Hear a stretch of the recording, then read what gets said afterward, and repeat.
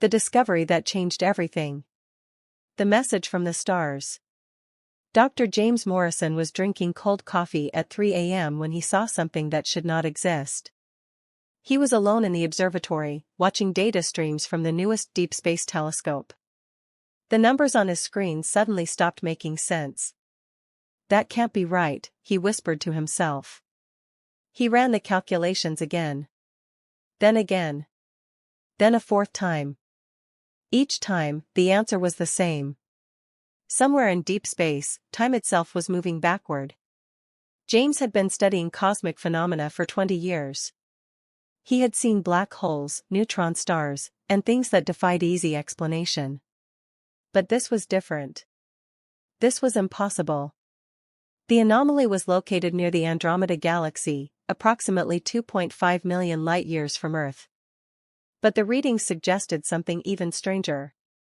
The time distortion was not natural. It was artificial. Someone or something had built a machine that could manipulate time itself. James immediately called his supervisor, Dr. Sarah Chen. She arrived at the observatory within an hour, still wearing her pajamas under her coat. "Show me," she said. James pulled up the data. Sarah stared at the screen for a long time, her face growing pale. "If this is real," she said slowly, "then we're looking at technology thousands of years beyond anything humanity has ever imagined." "It's real," James confirmed. "I've checked it 17 times. Sarah pulled out her phone and made a call. Within hours, every major space agency on Earth knew about the discovery. Within days, the governments of the world had assembled a secret committee. Within weeks, they had made a decision that would change human history forever. They called it Project Kronos. The visitors arrive. 3 months after the discovery, the aliens came. Their ships appeared in Earth's orbit without warning. 12 massive vessels, each one the size of a small city. They did not attack. They did not communicate. They simply waited, hanging in space like silent judges. The world panicked. News networks showed images of the alien ships on repeat. Religious leaders claimed it was the end times. Military forces went on high alert. Stock markets crashed. People fled cities, emptied stores, and prepared for the worst. But the aliens did nothing. They waited for 3 days. Then, finally, they sent a message. The message appeared simultaneously on every television, computer, and phone on Earth. It was in perfect English, perfect Mandarin, perfect Spanish, perfect in every human language. "We are the temporal collective," the message said. "We are the masters of time itself. We have watched your species for centuries. You are primitive. You are dangerous. You are not ready for the knowledge you have discovered." The message continued, "You have detected our time manipulation technology. This was a mistake. Your minds are too limited to understand what you have found. If you pursue this knowledge, you will destroy yourselves and possibly damage the timeline itself. Therefore, we have decided to remove the problem." The world watched in horror as the message delivered its final statement. "In 7 days, we will erase all human knowledge of temporal physics. We will destroy your research facilities. We will eliminate your scientists who have studied this phenomenon. This is not a negotiation. This is an act of mercy. You will forget what you have learned, and you will continue your primitive existence in peace." The transmission ended. Humanity's secret. What the temporal collective did not know was that humanity had been preparing for this exact moment. Not for 7 days.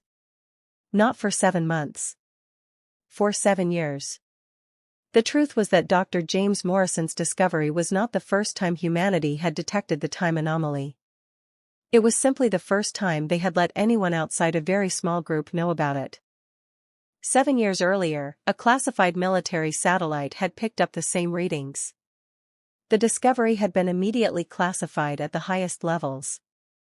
A secret project had been launched, funded by a coalition of nations and hidden from public view. The project's goal was simple: understand time manipulation before anyone else did. For 7 years, the world's best scientists had been working in hidden facilities. They studied the alien technology from a distance. They built mathematical models. They ran simulations. They tested theories in laboratories buried deep underground. And they had made progress. Remarkable progress. When the Temporal Collective arrived and issued their ultimatum, the leaders of Project Kronos held an emergency meeting. The meeting was attended by representatives from every major nation, the world's leading scientists, and military commanders from across the globe. Dr. Sarah Chan, who had become the project's director, addressed the group. "The aliens think we're primitive," she said. "They think we've just stumbled onto something we can't understand. They have no idea what we've actually accomplished in the past 7 years." She pulled up a holographic display showing humanity's research. "We've built 3 functioning temporal devices," she continued. "They're small, limited in scope, but they work.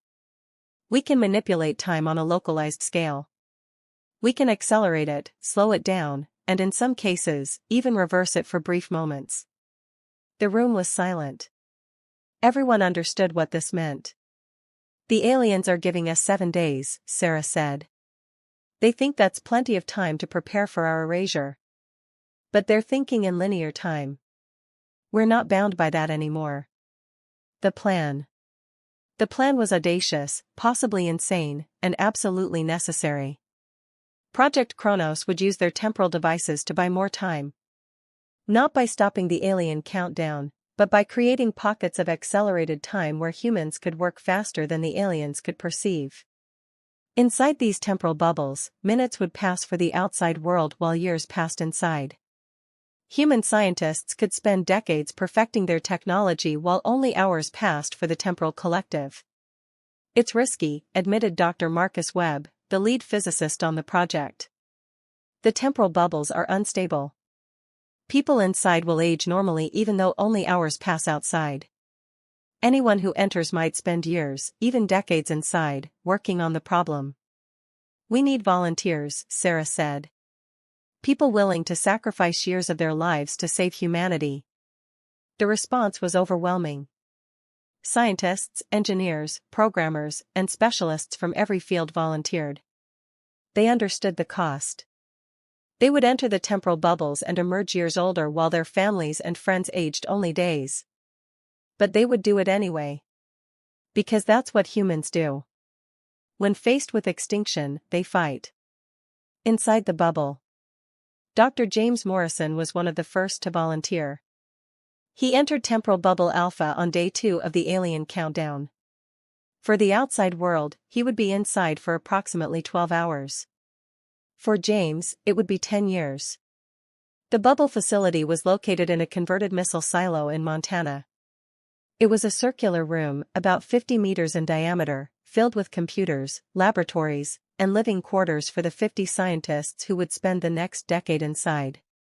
When the temporal field activated, James felt a strange sensation, like falling and flying at the same time. Then everything stabilized. He looked at the chronometer on the wall. Outside time, 2 days, 4 hours remaining. Inside time, 10 years, 0 days remaining. "Let's get to work," he said. The scientists inside the bubble worked in shifts that lasted months. They slept in cramped bunks. They ate rations. They missed birthdays, anniversaries, and countless moments with loved ones they would never get back. But they made progress. In the first year inside the bubble, they doubled the power of their temporal devices. In the second year, they tripled the range. By year 5, they had created a device that could affect an area the size of a city. By year 8, they had built something that even they didn't fully understand, a weapon that could trap targets in a temporal loop, forcing them to experience the same moment over and over forever. James emerged from the bubble on day 3 of the alien countdown. He had been inside for 12 hours of outside time. He had aged 10 years. His hair was gray. His body was weaker. But his eyes were burning with determination. "We're ready," he told Sarah. "We have what we need." The other bubbles. Temporal bubble Alpha was not alone. Project Kronos had activated 7 bubbles across the planet. Each one focused on a different aspect of the problem. Bubble Beta in Switzerland worked on defensive systems, ways to protect Earth from temporal attacks. Bubble Gamma in Japan developed communication technology that could work across different time streams. Bubble Delta in Brazil created medical treatments for the physical effects of time manipulation. Bubble Epsilon in South Africa built the actual devices that would be deployed against the aliens. Bubble Zeta in Australia worked on predicting the aliens' responses and planning counter-strategies. Bubble Eta in Antarctica, the largest of all, housed 200 scientists working on the ultimate goal, a device that could reset the entire confrontation, giving humanity a chance to start over if everything went wrong. By day 6 of the alien countdown, the scientists had collectively spent over 300 years inside the temporal bubbles. They emerged older, wiser, and carrying technology that rivaled anything the temporal collective possessed. The aliens had given humanity 7 days to prepare for erasure. Humanity had taken 3 centuries. Now it was time to show the temporal collective what primitives could do when they refused to give up the battle outside time. Day 7 arrives. On the 7th day, the temporal collective prepared to fulfill their promise. Their 12 massive ships powered up weapons that could erase matter from existence.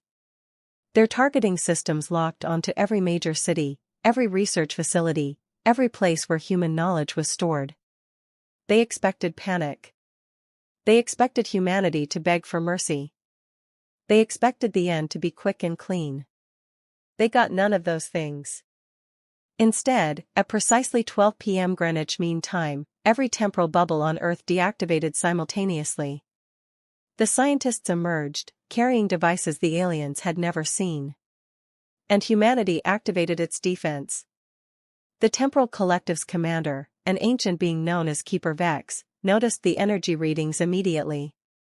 His instruments showed temporal distortions emanating from the planet's surface, distortions that should not be possible for a primitive species.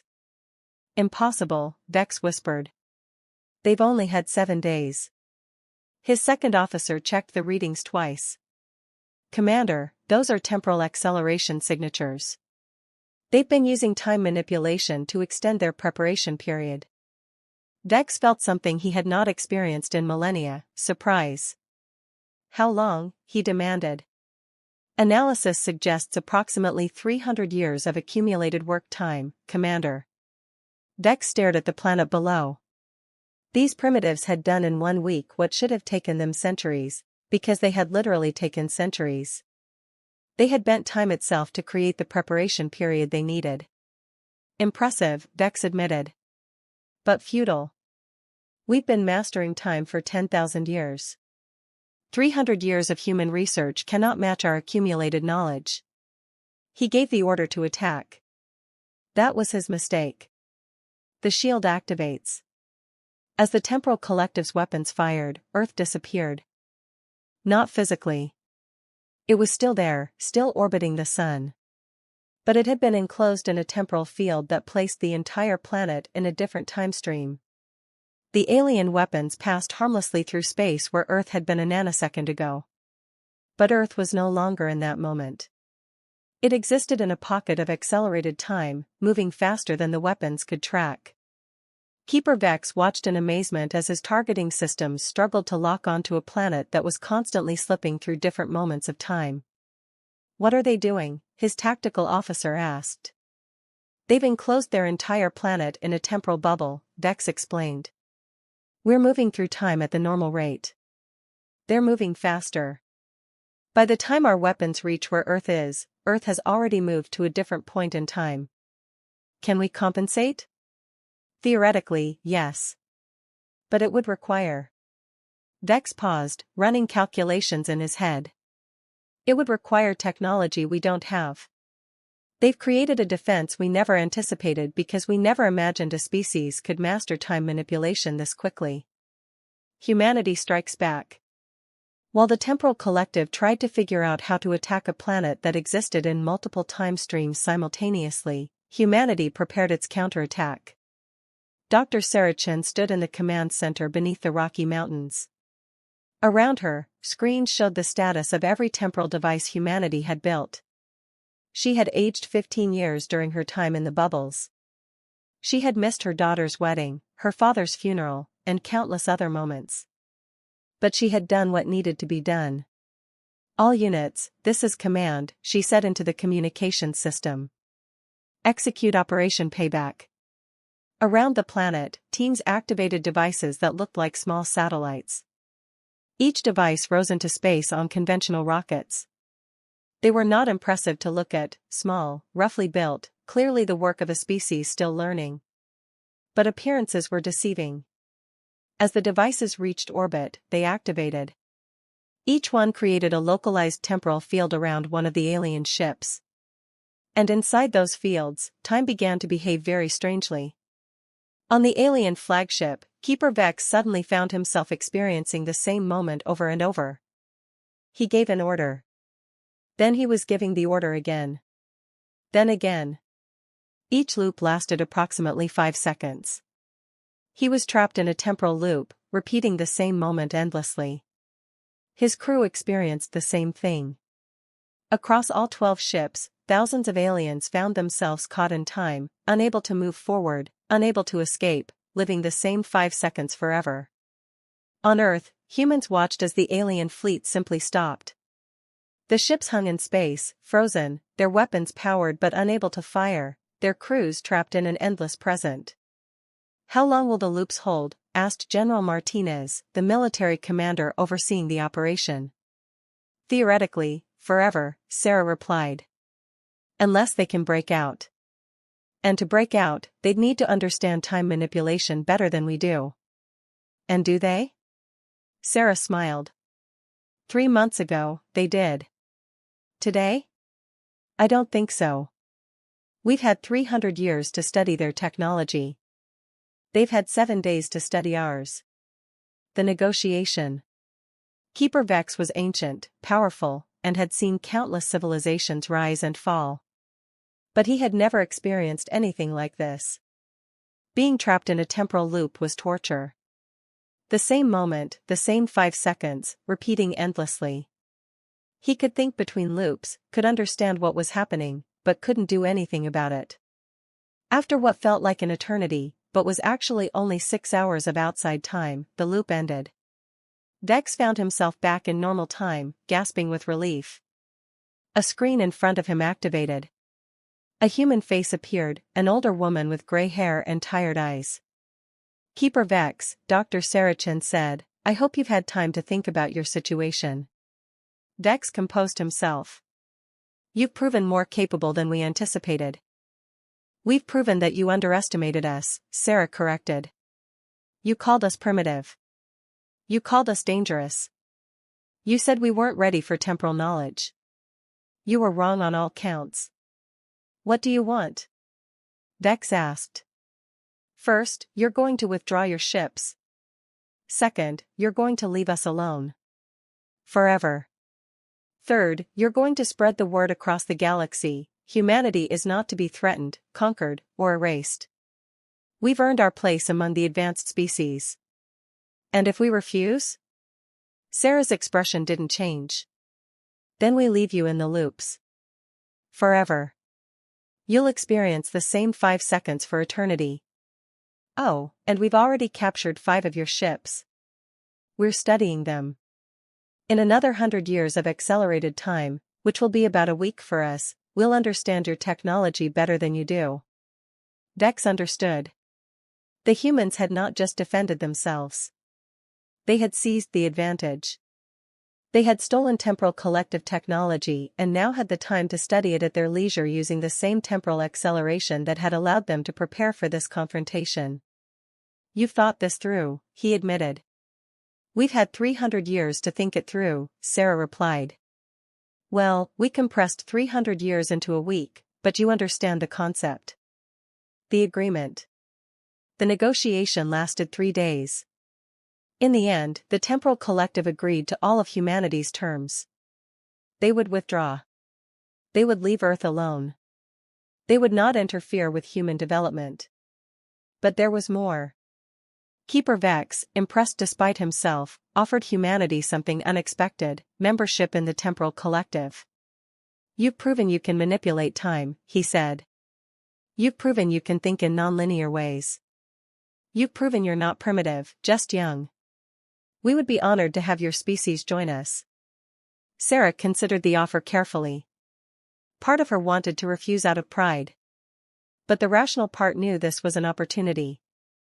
"We'll join," she said finally. "But as equals, not as students.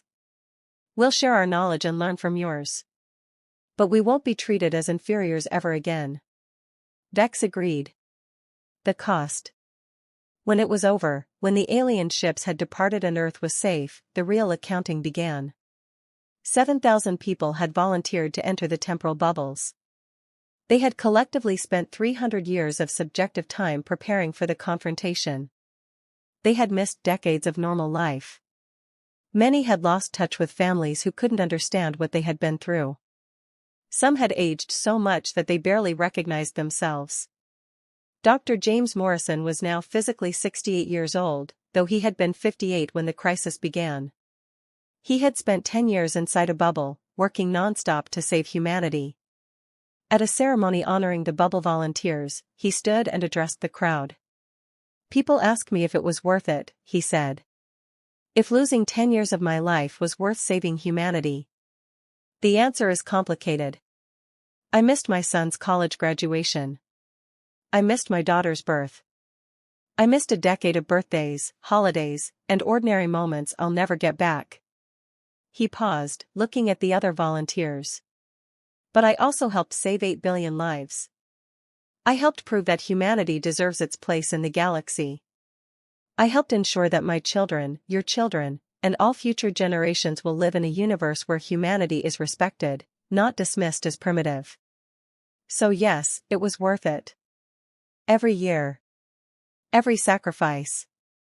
It was worth it." The crowd applauded. Across the planet, similar ceremonies took place, honoring the people who had given up years of their lives. The new era. 5 years after the confrontation, Earth looked very different. Temporal technology was now commonplace. People used small temporal devices to extend their workdays without losing sleep. Medical treatments used time acceleration to heal wounds in hours that would have taken months. Scientists conducted experiments in temporal bubbles, compressing years of research into weeks.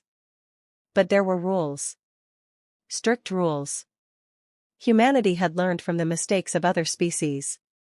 Time manipulation was powerful, but it was also dangerous. Use it wrong and you could create paradoxes, damage causality, or accidentally erase yourself from existence. The Temporal Collective helped. They shared their knowledge, taught humans the dangers, and helped establish safeguards. In return, humans shared their own innovations. It turned out that being newcomers to temporal science had advantages. Humans thought about time differently than species who had been manipulating it for millennia. They found solutions to problems the collective had struggled with for centuries. Dr. Sarah Chen became Earth's first temporal ambassador. She traveled to other worlds, met other species, and represented humanity in the wider galactic community. She was 68 years old now, having spent another 5 years in temporal bubbles after the main crisis was resolved, perfecting humanity's technology. She looked 80. She felt ancient. But she was satisfied. Humanity had faced extinction and responded by doing the impossible. They had compressed centuries of advancement into days. They had turned their supposed weakness, their short lifespans, into a strength by using time manipulation to extend their working years. The message to the galaxy. 10 years after first contact with the Temporal Collective, humanity sent a message to every known civilization in the galaxy. The message was simple. We are humanity. We are young. We are learning. But we are not primitive, and we are not weak. We have mastered time itself. We have turned 7 days into 3 centuries. We have defended our planet against those who would erase us. We have earned our place among the stars. We welcome friendship. We welcome trade.